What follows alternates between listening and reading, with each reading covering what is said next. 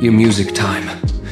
Once, in a busy railway station, there lived a beggar. Every day he survived by asking passengers for alms. As they waited for their trains one day, as he was begging, he noticed a well-dressed businessman stepping onto the platform. Seeing his expensive suit and confident posture, the beggar thought, this man must be really rich if I ask him. For money, he'll surely give me a generous amount. With this hope, the beggar approached the businessman and stretched out his hand. But instead of giving him money, the businessman looked at him and asked, "Do you always just take from others? Have you ever given anything to anyone?" The beggar was startled. He had never heard such a question before. Confused, he replied, "Sir, I'm just a beggar. I survive by asking for alms. I have nothing to give to anyone." The businessman smiled slightly and said, "If you believe you have nothing to give, then you also have no right to ask for anything. I am a businessman. I believe in exchange. If you can offer me something, I can give you something in return. But if you have nothing to give, I cannot give you anything either." Saying this, the businessman boarded his train and left. The beggar stood there stunned. He kept replaying the businessman's words in his mind. "I have been begging for so long, but no one that has ever said this to me before." He wasn't rude, but he spoke the truth. If I can't offer anything in return, then why should people give me anything for the first time? The beggar realized that maybe this was why people never gave him much money, because he offered them nothing in return. That night, he lay awake deep in thought. "But what can I give? I am just a beggar. I have nothing yet." The businessman's words kept echoing in his mind. "If you want to receive, you must first give 2 days past." The beggar didn't ask anyone. For money, he was too busy thinking on the third day. While sitting at the station, he noticed a patch of wildflowers blooming near the tracks. Their vibrant colors caught his eye, and suddenly an idea struck him. What if instead of just taking, I offer something in return? What if I give people a flow every time they give me alms? Music. Determined, he walked over, gently plucked a handful of flowers, and went back to his usual spot. When someone handed him a coin, he smiled and offered them a flower in return. Surprisingly, people, I accepted the flowers with joy. Some even smiled and thanked him. As the days passed, something incredible happened more. People started giving him money, but he noticed a pattern as long as he had.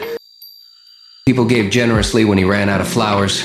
The donations decreased, so it's true, people like to receive something in return, he thought. One day, as he was handing out flowers in exchange for alms, he spotted the businessman again sitting in the train, excited. He rushed over and said, "Sir, today I have something to give you. If you give me money, I will give you flowers in return." The businessman smiled, handed him some cash, and took a few flowers. "You have truly understood the value of exchange," he said today. "You are no longer just a beggar, you have become a businessman." The train arrived at the next station, and the businessman stepped off.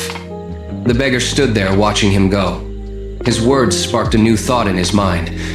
Am I really a businessman now? For a long time, he pondered over it. Then suddenly he realized something. I now know the secret of success. I am not just a beggar, I am a trader. People aren't giving me money out of pity, they are paying for the flowers. I give them, this means I have a business. Excited, he made a bold decision. 5:27 that day, he left the railway station and never returned as a beggar again. 6 months later, at the same railway station, 2 well-dressed men met. They exchanged a handshake, but one of them had a curious look. "Do I know you, one man?" We asked. The other smiled and replied, "Yes. We've met twice before, right here, on this very train." The first man frowned, trying to remember. Then his eyes widened in surprise. "Wait, you're the beggar? The one I refused to give money to? And then later I bought flowers from you." The former beggar laughed. "Yes, that was me. 6, 10, but today I am no longer a beggar. I run a successful flower business and I'm traveling to expand it further." The businessman was astonished.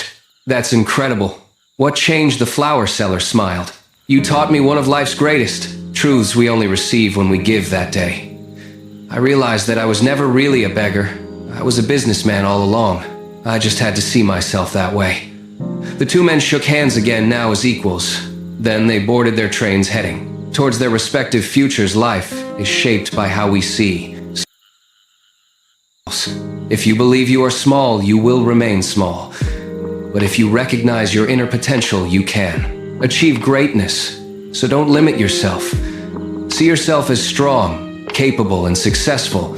Because when your thoughts change, your future changes too. If you like this story, give it a thumbs up.